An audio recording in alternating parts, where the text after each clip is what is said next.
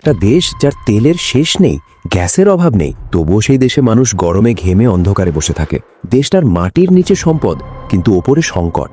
বাইরে থেকে দেখলে মনে হবে এই দেশ তো ধনী হওয়ার কথা, কিন্তু বাস্তবে ঠিক তার উল্টো। কারণ সমস্যাটা তেল না, সমস্যাটা হলো এই তেল বিক্রি করা যায় না। তাহলে প্রশ্ন হলো, যদি তেল থাকে তাহলে টাকা আসে না কেন? উত্তর হলো নিষেধাজ্ঞা। যুক্তরাষ্ট্র আর পশ্চিমা দেশগুলো ইরানের উপর এমনভাবে নিষেধাজ্ঞা দিয়েছে যেন ইরান চাইলে তেল তুলতে পারে, কিন্তু চাইলে বিক্রি করতে না পারে।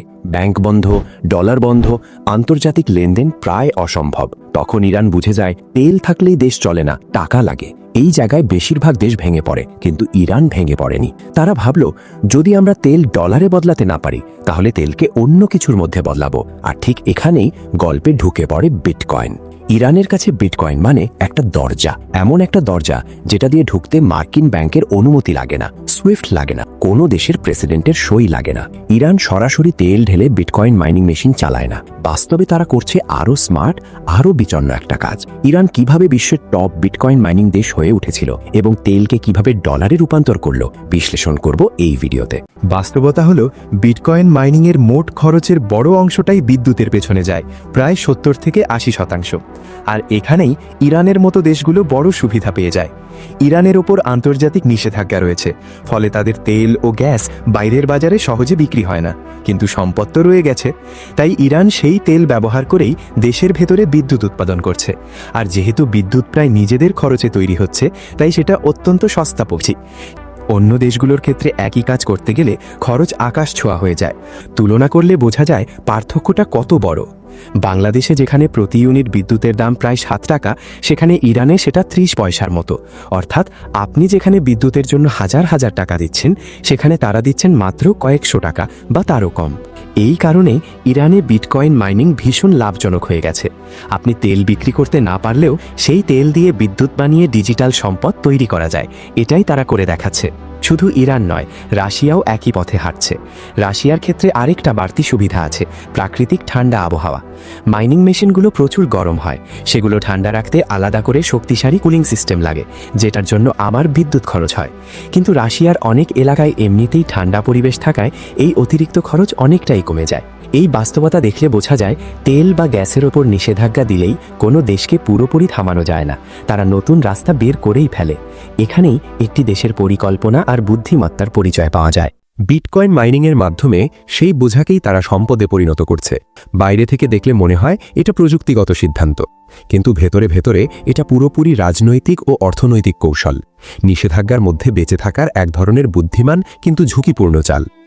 আর বিশ্বজুড়ে বিটকয়েন মাইনিং এখন শুধু প্রযুক্তির বিষয় না, এটা একটা জিও পলিটিক্যাল গেমও হয়ে উঠেছে। অনেকেই মনে করতে পারেন ইরানে বিটকয়েন মাইনিং পুরোপুরি নিষিদ্ধ, কারণ ইরান একটা মুসলিম দেশ। কিন্তু ইরান সরকার কখনোই কাগজে কলমে বিটকয়েন মাইনিংকে পুরোপুরি নিষিদ্ধ করেনি, বরং 2019 সাল থেকে এটাকে সরাসরি একটি ইন্ডাস্ট্রি হিসেবে স্বীকৃতি দেওয়া হয়েছে।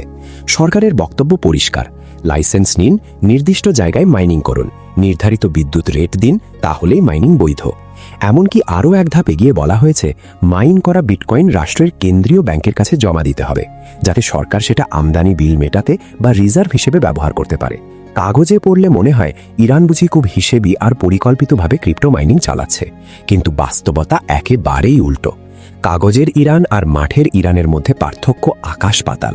বাস্তবে এই ইন্ডাস্ট্রি কোনো গোছানো ফ্যাক্টরি সিস্টেম না, এটা একেবারে আইনহীন, নিয়ন্ত্রণহীন এক বিশৃঙ্খল জগৎ।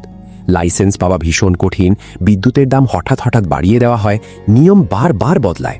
যারা নিয়ম মেনে মাইনিং করতে চায় তাদের জন্য লাভ প্রায় অসম্ভব হয়ে যায়। আর ঠিক তখনই মানুষ শর্টকাট বেছে নেয়। ফলে হাজার হাজার মানুষ লাইসেন্সের ধার ধারে না, তারা সরাসরি সরকারি গ্রিড থেকে বিদ্যুৎ টেনে মাইনিং শুরু করে, চুপচাপ, লুকিয়ে, অবৈধভাবে। এটাই ইরানের আসল চিত্র। সরকারি হিসাবেই বলা হয়, দেশের মোট বিটকয়েন মাইনিংয়ের প্রায় 98 থেকে 95% লাইসেন্স ছাড়া চলছে। কোথাও মসজিদের ভেতর, কোথাও স্কুলের স্টোর রুমে, কোথাও পরিত্যক্ত ফ্যাক্টরিতে, আবার কোথাও সাধারণ বাসার ঘরের ভেতর দিন রাত সার্ভার চলছে। বাইরে থেকে কিছুই বোঝা যায় না, কিন্তু ভেতরে ভেতরে হাজার হাজার মেশিন বিদ্যুৎ গিলে খাচ্ছে।